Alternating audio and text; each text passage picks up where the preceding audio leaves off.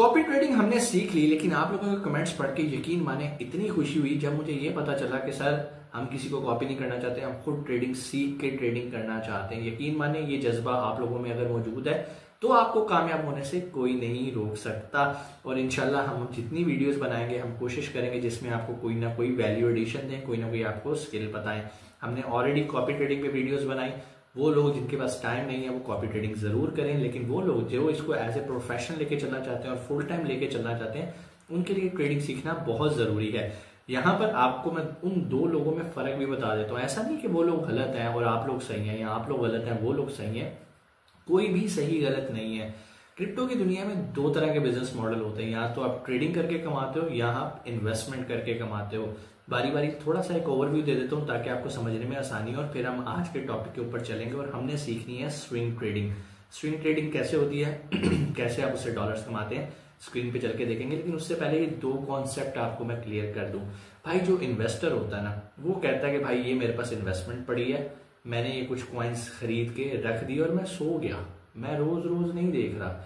अब मैं वेट करूंगा साल बाद, 2 साल बाद, 3 साल बाद कि अगर मैंने कोई चीज $1000 की खरीदी थी, क्या वो $5000 की हो गई है, $3000 की हो गई है, $2000 की हो गई है, $1500 की हो गई है। इसको हम कहते हैं इन्वेस्टमेंट। इसमें वो बंदा ट्रेडिंग नहीं कर रहा, जस्ट कॉइन रखे हैं अपने वॉलेट के अंदर, वहां से उसने अपने ट्रस्ट वॉलेट में रखे हैं या अपने कोल्ड वॉलेट के अंदर सेव करके अलमारी में रख दिए हैं, तो इसको हम कहते हैं इन्वेस्टमेंट। ये बिल्कुल वैसे ही आपने कोई प्लॉट लेके रख दिया, आपने डॉलर्स लेके अपने घर में रख लिए, कोई इस तरह का आपने काम कर लिया, इसको इन्वेस्टमेंट कहते हैं। अब आते हैं ट्रेडिंग की तरफ। ट्रेडिंग से मुराद ये है कि आपने कोई चीज बाय की है, कल उसकी प्राइस ऊपर गई, आपने बेच दी है, प्रॉफिट साइड पे किया, फिर अपने कैपिटल से कुछ बाय किया, 5 दिन बाद प्राइस ऊपर गई है, उसको बेच दिया। अभी जो मैं 5 दिन 1 दिन की बात करूं, इसमें भी कुछ एग्जाम है। एक डे ट्रेडिंग होती है स्पॉट के अंदर, फिर इसके अलावा शॉर्ट टर्म है, मिड टर्म है, लॉन्ग टर्म है और स्विंग ट्रेडिंग है। डे ट्रेडिंग से मुराद ये है कि सुबह आपने कोई ट्रेड ओपन किया है, शाम को जो भी हुआ, चाहे प्रॉफिट हुआ लॉस हुआ, आपने ट्रेड क्लोज किया, आपने कहा यार कल देखेंगे। ऐसा काम फॉरेक्स में लोग करते हैं, लेकिन क्रिप्टो के अंदर मैं आपको कभी ये रिकमेंड नहीं करता स्पॉट ट्रेडिंग के अंदर आप ऐसा काम करें। इसलिए मैं कहता हूँ भाई स्विंग ट्रेडिंग पे काम करो। स्विंग ट्रेडिंग एक ऐसा बिजनेस मॉडल है जिसमें जब कॉइन नीचे आ रहा है, ग्राफ नीचे आ रहा है, तब हम बाइंग करते हैं, जब वो ऊपर जा रहा है तब हम उसको बेचते हैं। सिंपल सा फॉर्मूला, मार्केट गिर रही है खरीद लो, ऊपर जा रही है बेच दो, इस तरह हम प्रॉफिट करके वापस आ जाते हैं। दूसरी बात, इसमें टाइम फ्रेम की लिमिट नहीं होती। समटाइम्स ऐसे होता है कि 2 दिन के अंदर ही हम अच्छा प्रॉफिट 5% 10% जनरेट करके साइड पे हो जाते हैं। बाज़ औक़ात हमें महीना भी लगता है, बाज़ औक़ात 10 दिन भी लगते हैं, लेकिन हम राइट टाइम पे बाइंग करते हैं और राइट टाइम पे सेल करके बाहर आ जाते हैं। राइट टाइम पे बाइंग कैसे करनी है, राइट टाइम पे बेचना कैसे, ये सारा टेक्निकल एनालिसिस और फंडामेंटल एनालिसिस पे बेस करता है। फंडामेंटल एनालिसिस के अंदर ऑलरेडी मैंने इस पे वीडियो बना दी कि कैसे आपने हालात हाजरा से अपडेट रहना है, क्या खबरें चल रही हैं। कुछ दिनों बाद यूएस के इलेक्शंस हो रहे हैं, कौन सा प्राइम मिनिस्टर रहेगा, अगर डोनाल्ड ट्रंप आता है तो करेंसी के साथ क्या होएगा, नहीं आता तो क्या होएगा, रशिया और चाइना का क्या एग्रीमेंट चल रहा है। उन्होंने कहा भाई आज के बाद हम डॉलर में ट्रेड नहीं करेंगे, हम अपने करेंसीज के अंदर ट्रेड करेंगे, इसका डॉलर पे क्या इम्पैक्ट रहेगा। तो कहने का मतलब ये जितनी न्यूज मार्केट में चल रही होती है इसका इस ट्रेडिंग पे बहुत बड़ा इम्पैक्ट होता है, ठीक है। और जहां तक टेक्निकल एनालिसिस है, टेक्निकल एनालिसिस आपको प्रीवियस हिस्ट्री के मुताबिक एक आइडिया देते हैं कि कल को मार्केट किधर जाएगी। 100% गारंटी कोई भी आपको नहीं दे सकता कि कल क्या होगा, ठीक है। सो आपने इस चीज को जहन में रखना है। कारोबार है, आपको किसी भी कारोबार का नहीं पता, इस मुल्क के अंदर आपको नहीं पता कि भाई सुबह कारोबार की सिचुएशन क्या है, कस्टमर आएगा नहीं आएगा। सो ट्रेडिंग भी इसी तरह न्यूज बेस पे चलती है। वक्त ज़ाया नहीं करते, चलते हैं स्क्रीन की तरफ। और यहाँ पर मैं आपको बताऊंगा कि कैसे आपने बाइंग करनी है, कैसे सेलिंग करनी है। टेक्निकल एनालिसिस करने के बाद बाइंग सेलिंग करने के लिए हम एक्सचेंज को यूज करते हैं, जैसे बाइनेंस है। और अगर आपने अभी तक बाइनेंस का अकाउंट नहीं बनाया, डिस्क्रिप्शन में लिंक है, अपना अकाउंट साइन अप करके वेरीफाई कर लो। नहीं आता, नीचे वीडियो भी पड़ी है, उस वीडियो को जाके देख लो, स्टेप बाय स्टेप मैंने बाइनेंस का अकाउंट बनाना सिखा दिया। बाइनेंस पे हम क्या करेंगे, ट्रेडिंग करेंगे, मतलब बाय और सेल करेंगे। लेकिन बाय और सेल कब करना उसका फैसला हम एक और वेबसाइट पे जाके करते हैं, उसकी एप्लीकेशन भी मिलती है जिसको हम ट्रेडिंग व्यू कहते हैं। वहां पर जाके हम फैसला करते हैं क्या ये राइट टाइम है बाय करने का या क्या ये राइट टाइम है बेचने का। वक्त ज़ाया नहीं करते, अभी चलते हैं स्क्रीन की तरफ और प्रैक्टिकली देखते हैं कि ट्रेडिंग व्यू पे हम कैसे काम करते हैं, ये ट्रेडिंग व्यू है क्या और कैसे हम इससे कंक्लूजन निकाल के ट्रेड करते हैं।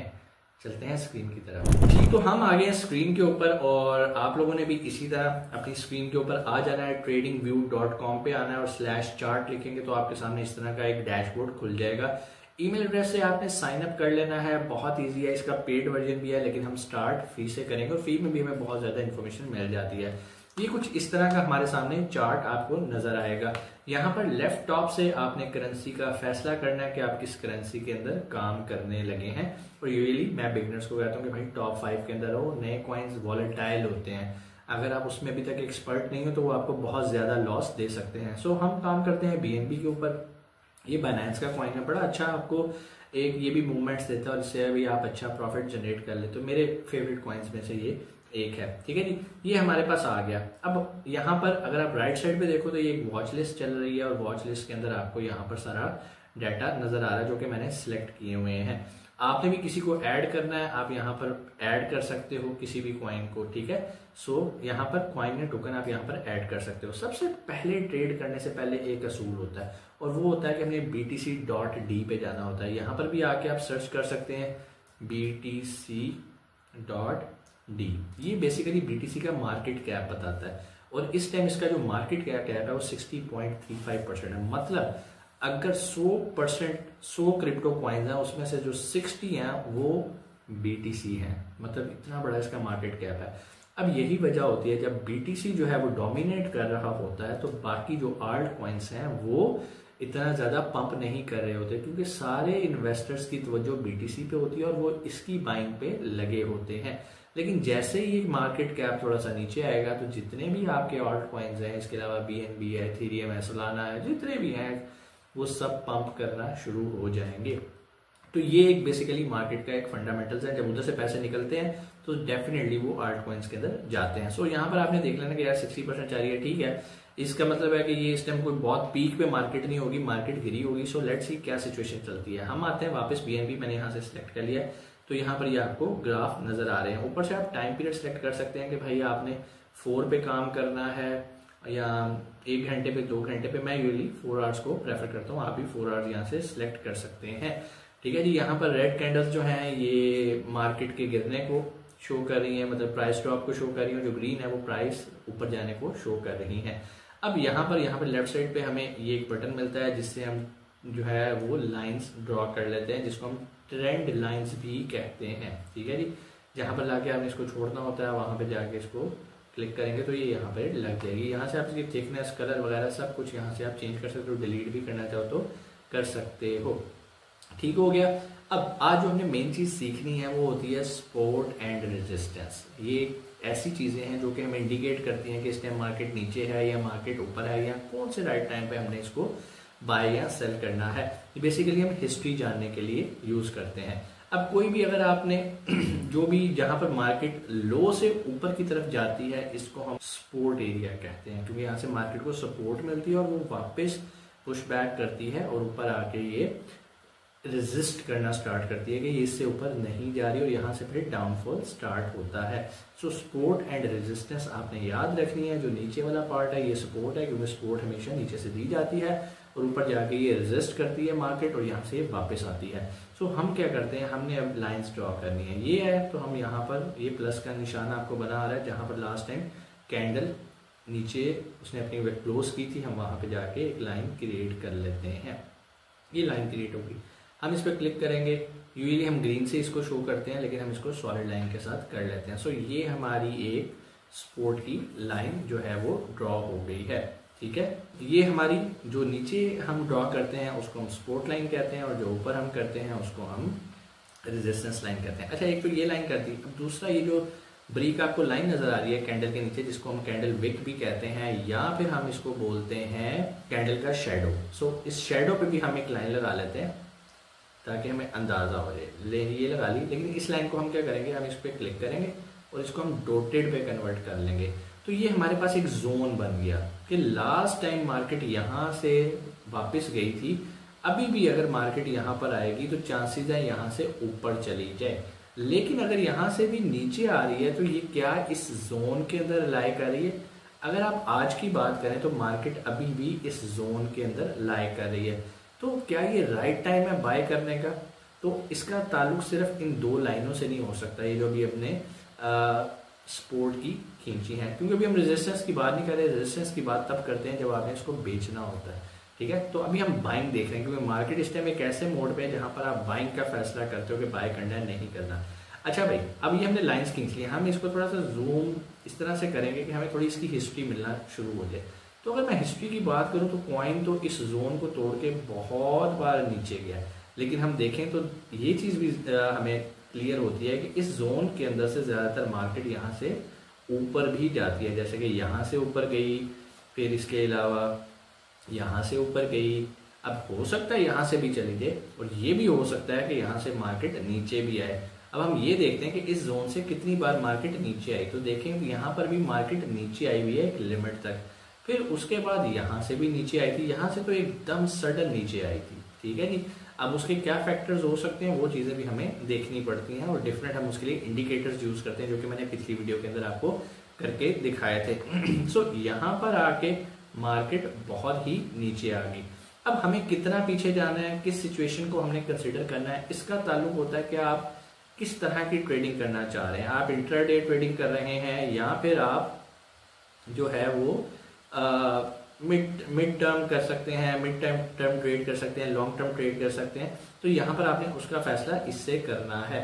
सो अगर अभी हम देखें तो इस टाइम ये बिल्कुल एक ऐसे जोन में है जहाँ पर आप इसकी बाइंग कर सकते हैं, और चांसेस हैं कि यहाँ से ऊपर आ जाए।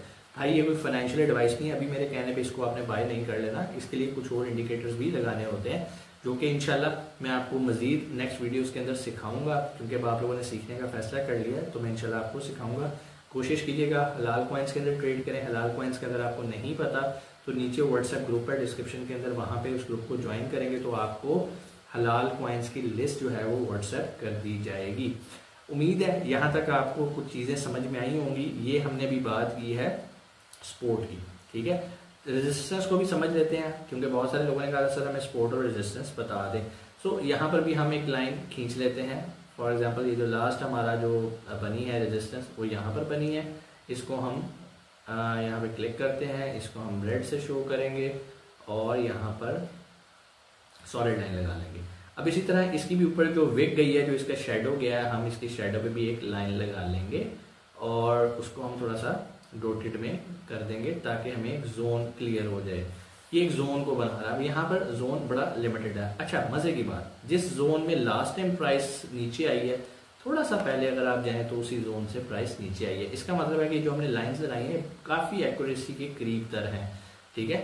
आप अगर बहुत छोटे लेवल पे काम कर रहे हो, लाइक किसी और टाइम फ्रेम पे काम कर रहे हो, तो आप यहाँ पर भी लगा सकते हो।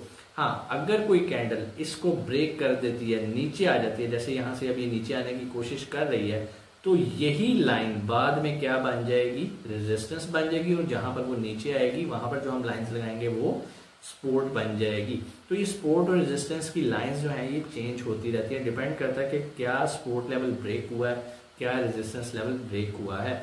अब अगर मिसाल के तौर पर यहाँ से रेजिस्टेंस लेवल ब्रेक हुआ होता तो ये सपोर्ट लाइन बन जाती है, और ऊपर जाके जहां पर उसने वापस आना था तो वो रेजिस्टेंस बन जाती। तो ये लाइंस एक दूसरे के साथ कन्वर्ट होती रहती हैं, इस चीज को आपने समझना है। सो ये कॉन्सेप्ट है सपोर्ट और रेजिस्टेंस का। इससे रिलेटेड कोई भी क्वेश्चन आप कमेंट सेक्शन में कर सकते हैं।